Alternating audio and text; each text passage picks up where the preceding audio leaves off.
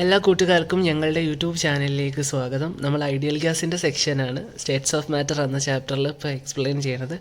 അപ്പോൾ എല്ലാ കൂട്ടുകാർക്കും ഞങ്ങളുടെ വീഡിയോയിലേക്ക് ഒന്നുകൂടെ സ്വാഗതം ചെയ്യുന്നു. നമുക്ക് വീഡിയോയിലേക്ക് പോകാം. അതിനുമുമ്പ് ചാനൽ ഇതുവരെ സബ്സ്ക്രൈബ് ചെയ്തില്ലാത്തവരാണെങ്കിൽ സബ്സ്ക്രൈബ് ചെയ്യുക. ബെല്ലൈക്കൺ കൂടി ക്ലിക്ക് ചെയ്യുമ്പോൾ നിങ്ങൾക്ക് ഓരോ വീഡിയോ അപ്ലോഡ് ചെയ്യുന്നത് അതിനനുസരിച്ച് നോട്ടിഫിക്കേഷൻസ് കിട്ടുന്നതായിരിക്കും. എന്താണ് ഒരു ഐഡിയൽ ഗ്യാസ്? നമുക്കപ്പം നമ്മുടെ വീഡിയോയിലേക്ക് പോകാം. എന്താണ് ഒരു ഐഡിയൽ ഗ്യാസ് എന്ന് ചോദിച്ചാൽ, ബോയിൽസ് ലോവും ചാൾസ് ലോവും അവഗാഡ്രോസ് ലോവും നമ്മൾ ഓൾറെഡി ഡിസ്കസ് ചെയ്തിട്ടുണ്ടായിരുന്നു. അപ്പോൾ ബോയിൽസ് ലോവും ചാൾസ് ലോവും അവഗാഡ്രോസ് ലോവും സ്ട്രിക്റ്റ്ലി ഒബേ ചെയ്യുന്ന ഗ്യാസിന് പറയുന്ന പേരാണ് ഐഡിയൽ ഗ്യാസ്. അപ്പോൾ ഐഡിയൽ ഗ്യാസ് ഒരു ഐഡിയൽ കണ്ടീഷനാണ്. നമുക്കത് പെർഫെക്റ്റായിട്ട് നമുക്ക് നമ്മുടെ നിത്യജീവിതത്തിൽ ഉണ്ടാക്കാൻ പറ്റുമോ എന്ന് ചോദിച്ചാൽ ഒരു സാധ്യത വളരെ കുറവാണ്. അതിന് വേണ്ടിയിട്ട് നമുക്കൊരു കണ്ടീഷനൊക്കെ പറയുന്നുണ്ട്. Real gas ideal condition obey ചെയ്യുന്നത് ലോ പ്രഷറിലും ഹൈ ടെമ്പറേച്ചറിലും ആണെന്ന് പറയുന്നുണ്ട്.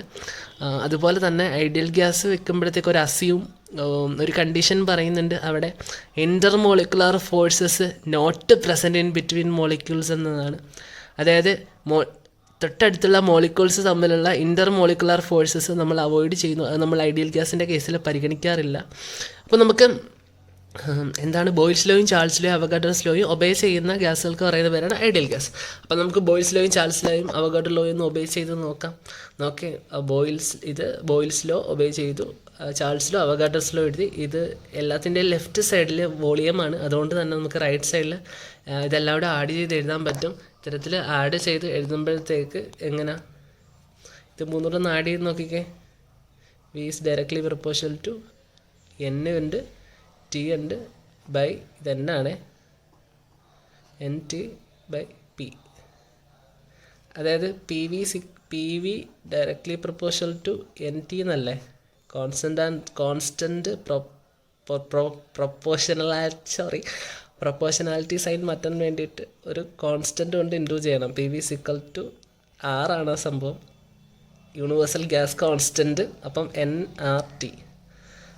ഇതാണ് ഐഡിയൽ ഗ്യാസ് ഇക്വേഷൻ എന്ന് പറയുന്ന സാധനം. ഇതെങ്ങനെ കിട്ടിയെന്ന് ചോദിച്ചാൽ ഈ 3 ലോസിൻ്റെ ഇക്വേഷനിൽ നിന്നാണ് നമ്മളിത് ഡിറൈവ് ചെയ്തെടുത്തത്.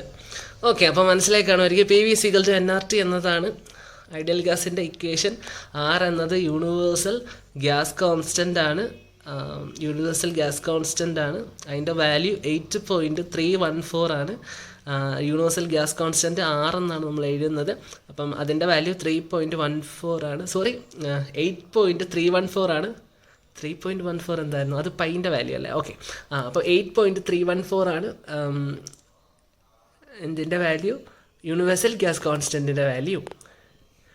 അതൊക്കെ തന്നെയാണ് ഈ ഭാഗത്തും പറയേണ്ടത്. ആറിൻ്റെ വാല്യൂ ഒക്കെ കണ്ടുപിടിച്ചിട്ടുണ്ട്. 8.314 ജൂൾ പെർ കെൽവിൻ മോൾ എന്നതാണ്. അതായത് joule kelvin inverse mole inverse 8.314. അടുത്തതായിട്ട് നമ്മൾ പഠിക്കുന്നത് കമ്പൈൻഡ് ഗ്യാസ് ഇക്വേഷനാണ്.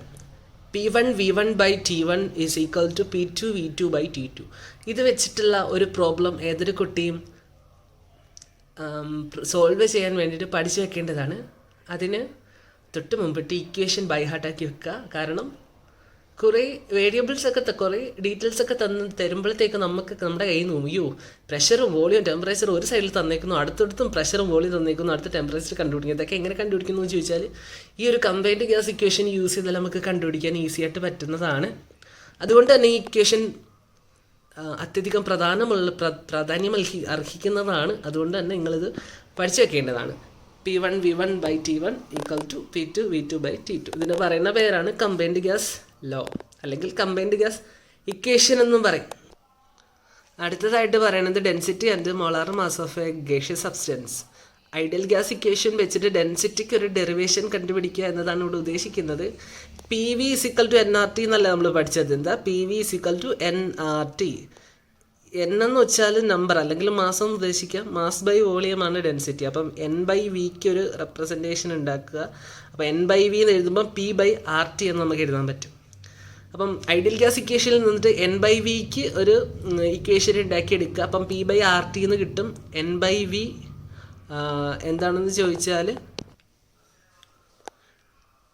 അതായത് എൻ എന്താണെന്ന് ചോദിച്ചാൽ നമ്പർ ഓഫ് മോൾസ് ആണ്. നമ്പർ ഓഫ് മോൾസ് എന്നാൽ given weight by molecular weight ആണ്. അപ്പോൾ ഗിവൺ N/Vക്ക് പകരം given weight by molecular weight into V = P/RT എന്ന് കൊടുക്കാം. അപ്പോൾ അവിടെ നിന്നിട്ട് നമുക്ക് വെയിറ്റ് ബൈ വോളിയം കിട്ടാൻ വേണ്ടിയിട്ട് ഒരു മാസം കൊണ്ട് അങ്ങോട്ടുകൂടി ഇൻറ്റു ചെയ്യുക. അപ്പോൾ ഈ മാസം കൂടെ ഇവിടെ ഒരു മാസം കൊണ്ട് ഇൻറ്റു ചെയ്യുക. അപ്പം ഇവിടെ ഇത് മാസം ക്യാൻസൽ ചെയ്തു പോകും. ഇവിടെ M/V എന്നുള്ളത് P ആയിരിക്കും. അപ്പം P = MP/RT.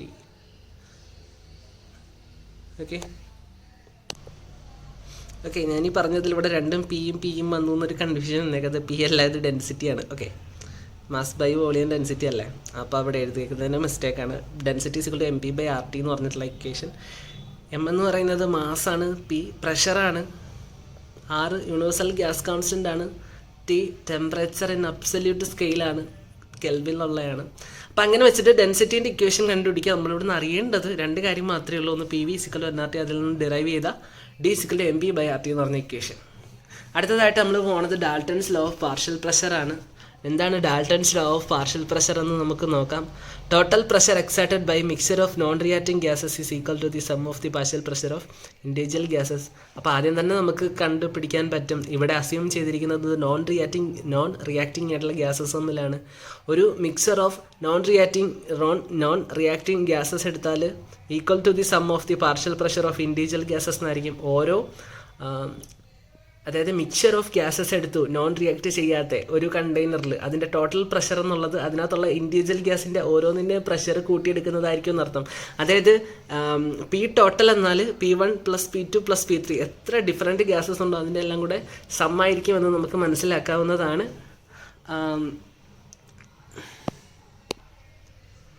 Dalton's law of partial പ്രഷറിൽ പ്രോബ്ലം ടൈപ്പ് ക്വസ്റ്റ്യൻ വരുമ്പം ഈ ഒരു ഇക്വേഷൻ യൂസ് ചെയ്ത് നമുക്ക് കണ്ടുപിടിക്കാവുന്നതാണ്.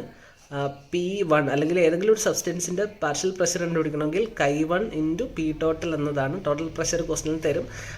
ഈ മോൾ ഫ്രാക്ഷൻ നമ്മൾ കണ്ടുപിടിക്കണം. മോൾ ഫ്രാക്ഷൻ കണ്ടുപിടിക്കാനുള്ള ഇക്വേഷൻ നമ്മളെ മുൻപത്തെ ബേസിക് കൺസെപ്റ്റിൽ പഠിക്കുന്നുള്ളതാണ്. അപ്പോൾ അങ്ങനെ വെച്ചിട്ട് നമുക്ക് കണ്ടുപിടിക്കാൻ പറ്റുന്നതാണ്. Dalton's law of partial pressure apply ചെയ്തിട്ടുള്ള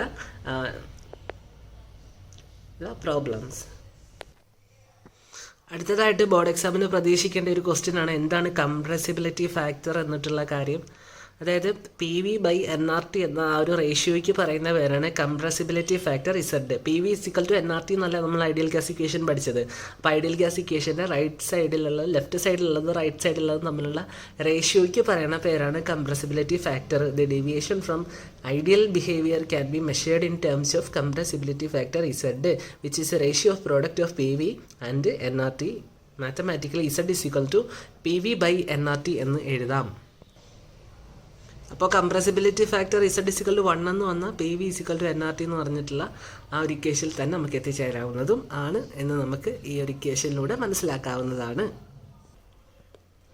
അടുത്തതായിട്ട് അറിയേണ്ട ഒരു കാര്യം എന്താണ് ബോയിൽ ടെമ്പറേച്ചർ അല്ലെങ്കിൽ ബോയിൽ പോയിന്റ് എന്ന കാര്യമാണ്. Temperature at which real gas obey ideal gas law over an appreciable range of pressure is called Boyle. The temperature at which real gas obey ideal gas law over an appreciable range of pressure is called Boyle temperature or Boyle point. അതായത് Boyle temperature എന്നത് ഒരു ടെമ്പറേച്ചറാണ്. ആ ടെമ്പറേച്ചറിൽ real gas over an obeys ideal ഒന്നുകൂടെ പറയാം. The temperature at which a real gas obey ideal gas law over an appreciable range of pressure. അതായത് Boyle temperature എന്ന ടെമ്പറേച്ചറിൽ real gas ideal gas law obey ചെയ്യും over an appreciable range of pressure, ഒരു range പ്രഷറിൽ. Okay, അതാണ് Boyle's temperature. Definition അങ്ങ് പഠിക്കുക, അത് തന്നെ ആയിരിക്കും നല്ലത്. The temperature at which real gas obey an ideal gas law over an appreciable range of pressure എന്ന് വെച്ചാൽ ഒരു റേഞ്ച് ഓഫ് പ്രഷർ അത്ര ഉദ്ദേശിച്ചാൽ മതി. അപ്പോൾ ഒരു റേഞ്ച് ഓഫ് പ്രഷർ, ഒരു പർട്ടിക്കുലർ ടെമ്പറേച്ചറിൽ റിയൽ ഗ്യാസ് ഐഡിയൽ ഗ്യാസ് ആയിട്ട് ബിഹേവ് ചെയ്യും over a range of pressure. That temperature, ആ ടെമ്പറേച്ചറിന് പറയുന്ന പേരാണ് ബോയിൽ ടെമ്പറേച്ചർ അല്ലെങ്കിൽ ബോയിൽ പോയിന്റ്. ഇപ്പം ക്ലിയർ ആയി കാണുമെന്ന് വിശ്വസിക്കുന്നു.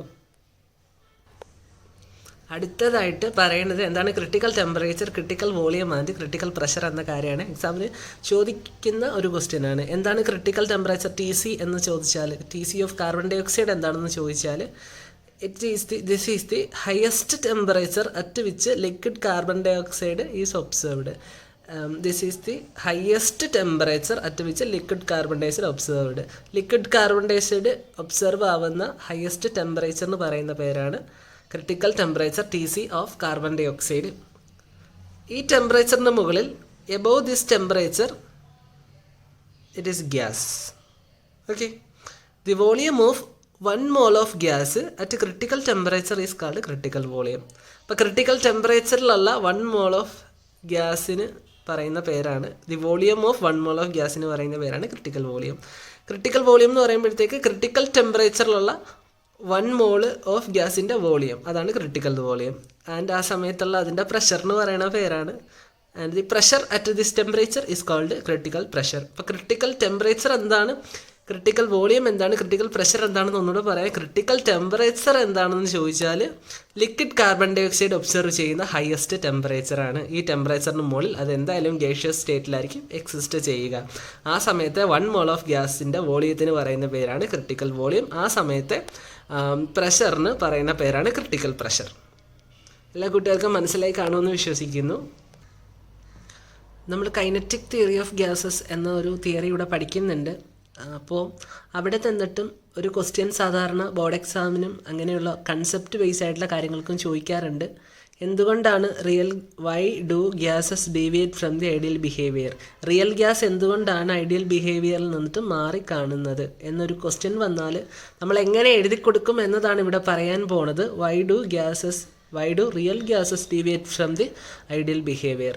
ഇപ്പം ഇത്തരത്തിന് റിയൽ ഗ്യാസ് എന്തുകൊണ്ട് ഐഡിയൽ ബിഹേവിയർ കാണിക്കുന്നില്ല എന്ന് ചോദിച്ചാൽ നമ്മൾ എഴുതി കൊടുക്കേണ്ട ഇങ്ങനെയാണ്, due to 2 faulty assumptions. 2 faulty assumptions ഉണ്ടായത് കൊണ്ടിട്ടാണ്. എവിടെയാണെന്ന് ചോദിച്ചാൽ കൈനറ്റിക് തിയറി ഓഫ് ഗ്യാസസിൻ്റെ തിയറിയിലാണ്. അപ്പോൾ അതെന്തൊക്കെയാണ് നമുക്കറിയാം. അതാണ്ട് എഴുതിയേക്കുന്നുണ്ടല്ലേ, we get the answer of the first question if we look into postulates of kinetic theory once again we find that 2 assumptions of the kinetic energy do not hold good. അതുകൊണ്ടിട്ടാണ് real gas ideal ബിഹേവിയറായിട്ട് obey ചെയ്യാത്തതിന് കാരണം faulty assumptions ആണ് kinetic തിയറീൻ്റെ. അത് ഏതൊക്കെയാണെന്ന് ചോദിച്ചാൽ, ഒന്ന്, there is no force of attraction between the molecules of gas. അതായത് ഗ്യാസ് മോളിക്യൂൾസ് തമ്മിൽ there is no force of attraction. അപ്പോൾ നമ്മൾ ഐഡിയൽ ഗ്യാസിൻ്റെ ഇത് പറഞ്ഞപ്പോഴും ഇൻ്റർമോളിക്കുലർ ഫോഴ്സസ് ഇല്ല എന്നാണ് പറഞ്ഞത്, ഐഡിയൽ ഗ്യാസിൻ്റെ ഡെഫിനേഷൻ പറഞ്ഞപ്പോഴും. അതും കൂടെ ഒന്ന് ആലോചിക്കുക.